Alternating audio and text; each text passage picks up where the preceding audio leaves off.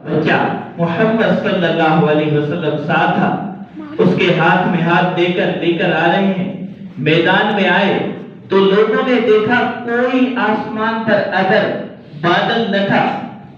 لیکن جیسے ہی خواجہ ابو طالب وہاں پر آئے ہیں اور وہ چھوٹا بچہ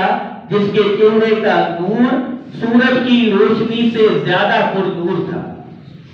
تو وہ چھوٹا بچہ جیسے ہی آیا اچانک آسمان ابر آلود ہو گیا اور بادل چھا گئے اور بارش برسنے شروع ہو گئی۔ تو یہ حضور اکرم صلی اللہ علیہ وسلم کے بچپن میں بھی، اور اللہ تبارک و تعالیٰ نے عجیب خوبصورت اخلاق میں بھی آپ صلی اللہ علیہ وسلم کو خوبصورت بنایا تھا، کردار میں، ہر چیز میں، اور ظاہری اعتبار سے بھی عجیب ایک یعنی پرنور روشن چہرہ۔ اگر کفار بھی دیکھ لیتے تو وہ کہتے تھے کہ یہ بڑا خوبصورت چہرہ ہے، یہ چہرہ کبھی جھوٹے کا نہیں ہو سکتا۔